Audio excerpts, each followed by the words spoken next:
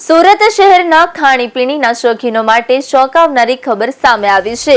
શહેરમાં ઠેર ઠેર વેચાતી ખાદ્ય સામગ્રીમાં ભેળસેળનો મોટો ભંડાફોડ થયો છે, જેમાં ખાસ કરીને આઈસ્ક્રીમ અને ઘીના સેમ્પલ ફેલ જાહેર કરવામાં આવ્યા છે।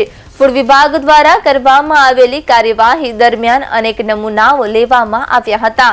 તપાસમાં જાણવા મળ્યું છે કે ઉધના અને કતારગામ વિસ્તારોમાંથી લેવામાં આવેલા આઈસ્ક્રીમના સેમ્પલ ગુણવત્તા માપદંડ પર ખરા ઉતર્યા નથી। આ સાથે જ ઘીના સેમ્પલ પણ સબસ્ટાન્ડર્ડ જાહેર કરવામાં આવ્યા છે।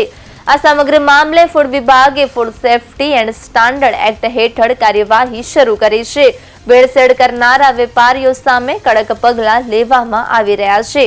આ ખુલાસા પછી શહેરના લોકોમાં ચિંતા અને જાગૃતિ બંને જોવા મળી રહી છે।